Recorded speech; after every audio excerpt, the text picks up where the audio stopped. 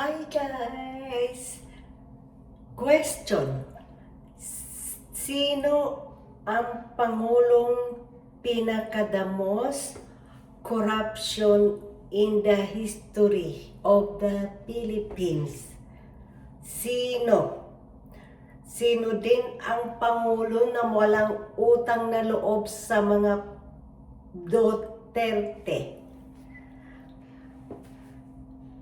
Sino din ang Pangulo na dinudurog ang mga Duterte? Comment below. 2028, kailangan guys manalo na si Sara Duterte para bumalik sa dati ang bansang Pilipinas guys. Pag hindi si BP Sara ang naging Pangulo ng 2028, kalimutan nyo na. Wala, lalong lulubog ang Pilipinas. Ngayon, tignan mo, lubog na ang Pilipinas sa gobyernong ito na puro mga pagnanakaw ang ginawa.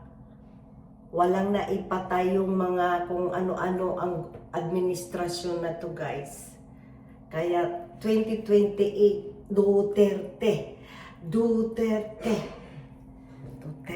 tayo guys, ha?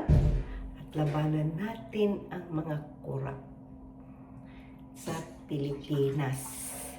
So guys, comment below kung sino ang iboboto nyo sa 2028. Basta ako, solid Duterte. Ciao!